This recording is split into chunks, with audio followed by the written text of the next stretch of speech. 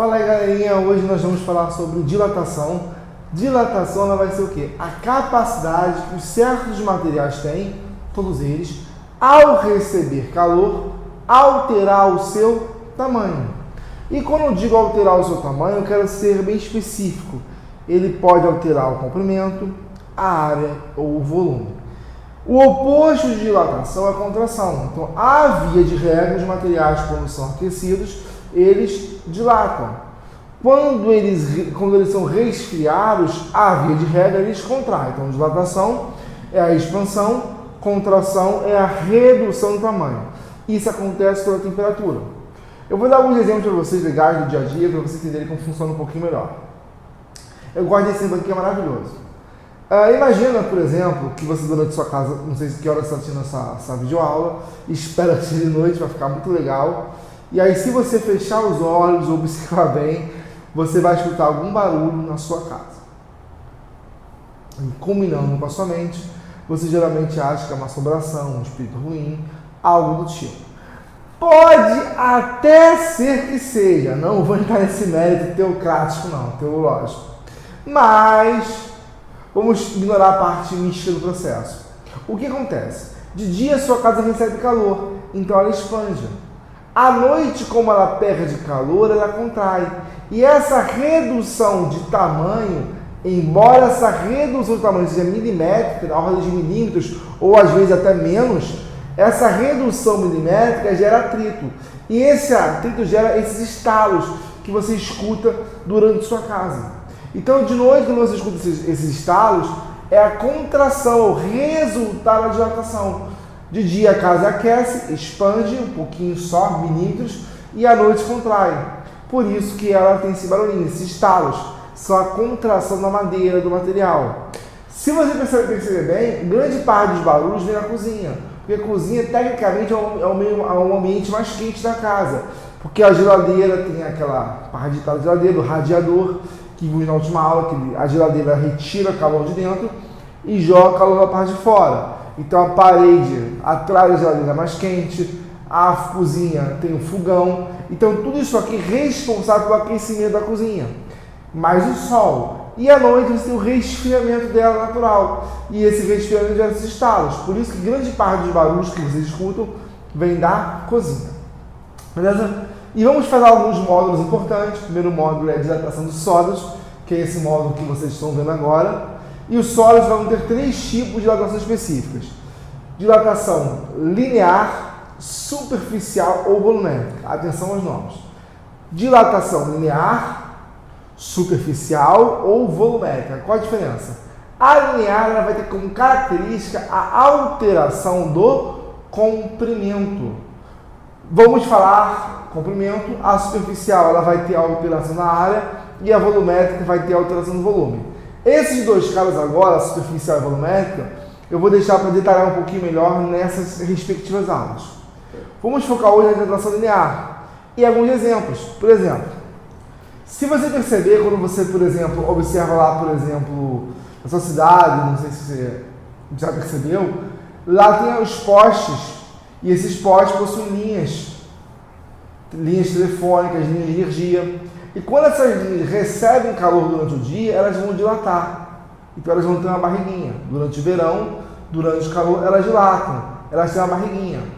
À noite, ou no inverno, ou num dia mais frio, há uma redução de volume. Então o fio está mais esticado.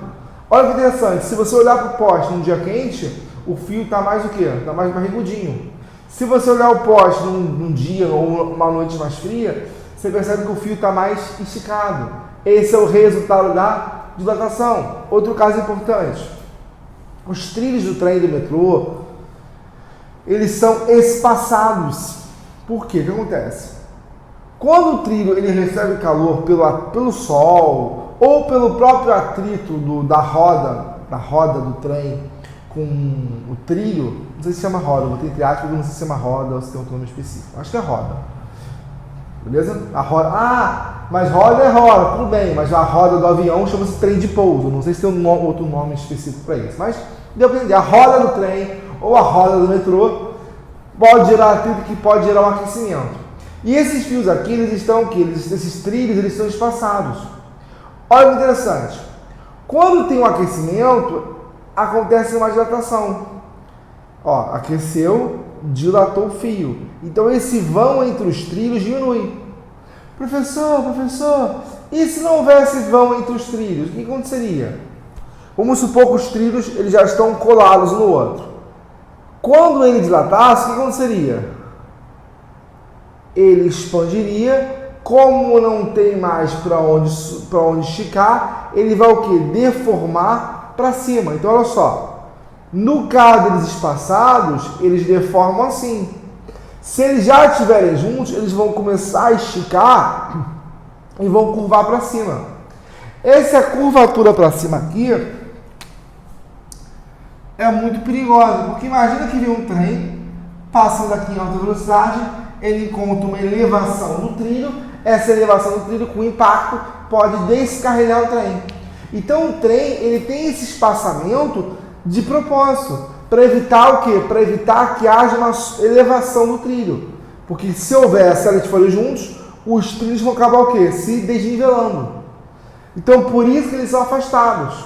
Para que quando eles dilatem, não haja o quê? Interseção entre um e o outro. Um caso muito comum em paralelo a isso acontece nas estradas. Você pode observar que nas estradas e nas pontes tem umas ranhaduras. Pode observar. Eu vou dar um exemplo muito comum da ponte Rio-Niterói, que é a ponte aqui do Rio de Janeiro. Sabe o que é o Rio de Janeiro, né, gente? A ponte Rio-Niterói, ela tem algumas... Tá aqui, ó. E aqui tá a ponte bonitinha. Vou fazer aqui, vou desenhar a ponte bonitinha. Aqui tá o concreto da ponte. Se você olhar, tem assim o concreto. Muita gente na época até teve reportagem explicando isso. Teve muita gente que achou que esse buraquinho aqui, essa arranhadura aqui, fosse a ponte que estava desgastada, que a ponte estava ruindo, que a ponte de Rio-Niterói ia cair, porque ela estava com uma rachadura imensa. Não. Aquela rachadura imensa era um espaço de dilatação. Por quê? Porque se o concreto estivesse um colado com o outro, quando dilatasse, ia exercer tanta força um sobre o outro, que poderia causar o quê? Um aumento da compressão. E essa compressão gerada por essa dilatação poderia gerar uma ruptura da estrutura da ponte. Então, por isso que as pontes têm um pequeno afastamento. Pelo mesmo motivo dos trilhos. Para que quando elas se dilatem, não haja colisão de uma placa com a outra. Entenderam como funciona? Dei vários exemplos para vocês. Todos os exemplos que eu listei para vocês são exemplos de concurso. Então é importante que vocês saibam bastante sobre eles. Quando eu falo concurso, eu me refiro a concurso público, militar ou vestibular. Tá bom, gente? Beleza? E como que a gente calcula essa dilatação?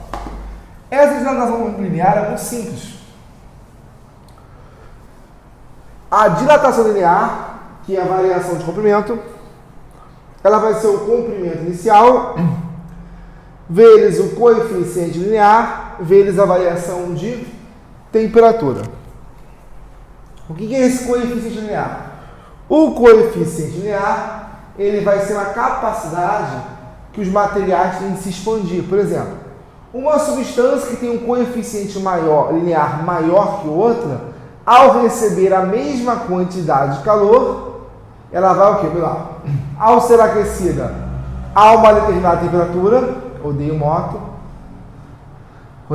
gente. Como aqui passa moto? Você não tem ideia disso. São 1 da manhã que eu estou gravando, mesmo assim tem moto passando. Eu gravo de madrugada por causa para ter menos ruído externo possível. Então, olha só que interessante, voltamos. Então, quando a gente vai dilatar o material, vai dilatar uma amostra, a gente vai aquecer ela. O coeficiente linear é o seguinte: quando a substância ela é aquecida até uma determinada temperatura, aquela que tiver o quê? Maior coeficiente vai dilatar mais. Vou te dar um exemplo simbólico. Eu tenho, por exemplo, sei lá, eu tenho exemplo, sei lá, plástico e eu tenho metal. O coeficiente do metal é maior que o coeficiente do plástico. Então, se eu dilatar, se eu aquecer o metal e o plástico à mesma temperatura, quer dizer o quê? Que o metal, por ter um coeficiente maior, vai dilatar mais que o plástico. Tá claro isso? Beleza? Tranquilo? Então, o coeficiente de dilatação, ele vai ser a grandeza física que mede a capacidade que o corpo tem de aumentar o seu tamanho em virtude da sua temperatura. E qual vai ser a unidade do coeficiente? O coeficiente ele vai ser a mesma unidade de temperatura, que em prova geralmente é graus Celsius, elevado a menos 1. Professor, tem que ser graus Celsius? Não, pode ser graus Fahrenheit, graus Fahrenheit, Kelvin. Só que o coeficiente é sempre elevado o quê? A menos 1. Isso aqui lê-se de duas formas. Grau Celsius elevado a menos 1 ou grau Celsius reverso. Vocês vão ver que durante a aula eu vou falar muito grau Celsius reverso, quer dizer isso aqui. Tranquilo? Beleza, meus amores? Vamos lá. E aí eu tenho uma metodologia que é muito útil para a gente poder resolver questões disso aqui. Que metodologia é essa? A gente vai sempre trabalhar aqui em potência de 10 e vai sempre achar variação. Então a gente sempre trabalha em potência de 10 e sempre vai calcular a variação primeiro. Como assim, professor? Você vai olhar para a questão, não importa o que ele te pediu, você vai transformar os valores em potência de 10, não necessariamente em notação científica, e vai primeiro calcular a variação. Nesse caso, a variação quem é? É o ΔR. Beleza? Tranquilo? Zero mistério, vamos dar sequência aqui. 3 questõezinhas.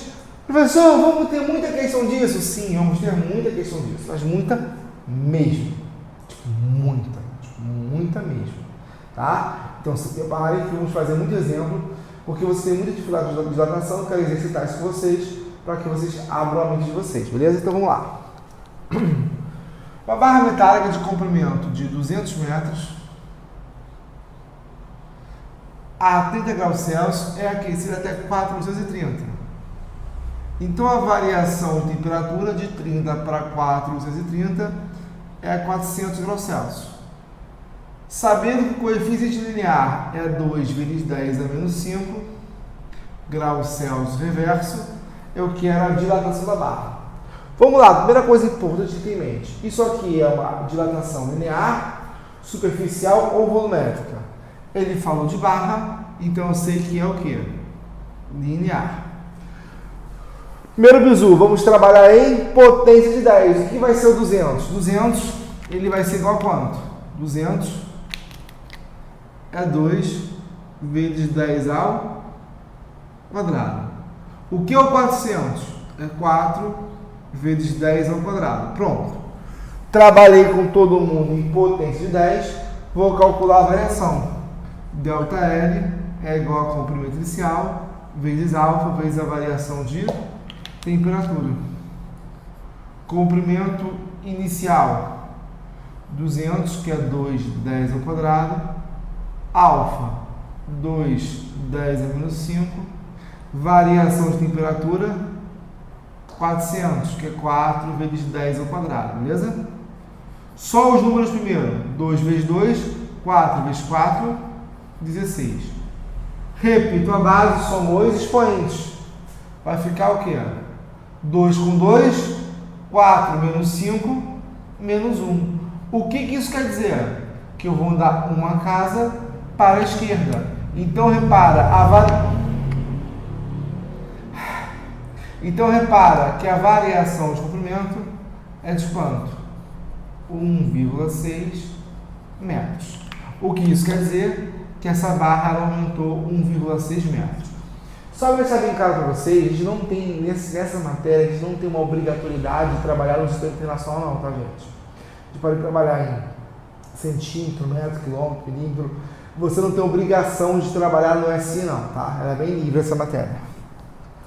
Beleza? Então a gente verificou que ele dilatou quanto? 1,6 metros. E quanto que vale o comprimento? Ele quer o comprimento o quê? A 430 graus Celsius. Ele quer o comprimento final. O que é o comprimento final? É o que ele tinha, 200, mais quanto ele aumentou? 1,6. Então isso aqui vai dar 201,6 metros. Certo, galera? Tranquilo? Vamos lá. Uma barra metálica é aquecida a 300 graus Celsius. Vimos em aulas passadas que a expressão aquecida a D significa que é uma variação. E aumenta o seu comprimento, então a variação de comprimento é de 0,6 0,6% do, toda vez que for do, é vezes. 0,6% vezes do equivale a vezes. Vezes o que? O comprimento inicial. Ele quer saber quanto que vale o coeficiente linear. Beleza? Coletei os dados. Passo 1, sem trabalhar em potência de 10. O que vai ser 300? 3 vezes 10 ao quadrado. Beleza? E o que vai ser o 0,06%? Vamos escrever aqui embaixo, ó. Vamos rabiscar aqui embaixo. O 0,06%, o que é isso? É 0,06 se a porcento é dividido por 100. O que é 0,06%? 6 vezes 10 elevado a quanto? Menos 1, menos 2. Sobre 100, que é 10 ao quadrado. Repito a base, que é a base. 10, subtrai os expoentes. Menos 2 com menos 2, menos 4. Então, isso aqui vale quanto? 6 vezes 10 elevado a menos 4 do comprimento inicial. Beleza? Passamos para a potência de 10. Qual o próximo passo? Sempre vou calcular o que? A variação.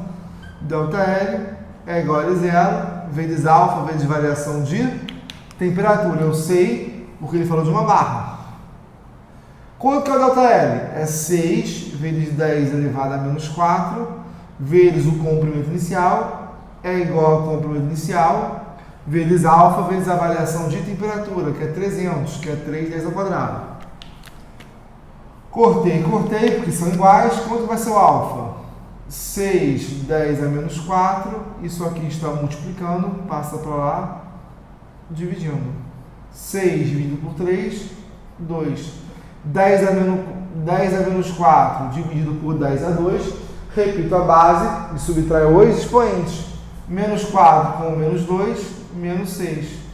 Graus Celsius reverso. Esse é o coeficiente linear. Perceba que ele tem a mesma unidade da temperatura, só que está elevado a menos 1. Tranquilo? Percebeu que a solução é padrão. Mais um exemplo. Quero o coeficiente linear. Nem li aqui pergunta. Eu sei que eu vou calcular a variação primeiro, certo? Por que eu sei que é linear? Porque ele falou e porque o gráfico é um gráfico de comprimento. Vamos lá. Eu sempre acho que primeiro, eu sempre acho a variação. De 1000 para 1008, variou quanto? De 1000 para 1008, variou 8. Não é isso? Comprimento inicial, vale quanto? 1000. Quanto que é 1000? 10 ao cubo. Vezes o alfa, vezes a variação de temperatura. Quanto que vale a temperatura? 200, que é 2 vezes 10 ao quadrado. Vai ser alfa igual a 8 sobre 2, está multiplicando o passo para dividindo. Repito a base, somos expoentes. 3 mais 4, 5. Direto, 8 por 2, 4. Se aqui é 10 a mais 5, sobe como 10 elevado a menos 5. Esse é o coeficiente linear. Como assim sobe aqui? Olha só, muito simples. Toda vez que ele subir, ele sobe com um expoente trocado. Se aqui é mais 5, sobe como quem? Menos 5. Se aqui é menos 3, sobe com quanto? Mais 3. Se aqui é mais 2, vira o quê? Menos 2. Se aqui é menos 1, vira o quê? 1. Tranquilo? Beleza? Dúvidas? Gente, essa é a primeira parte de dilatação linear. E na próxima, vamos exercitar, até que você entenda perfeitamente essa matéria. Os alunos têm muita dificuldade de dilatação, talvez para a parte pelas contas, pelos problemas, mas eu prometo que de tanto a gente fazer exercício, vai ficar no mínimo razoável para vocês, beleza? Então é isso, meus amores, um beijão e até a próxima. Tchau, tchau!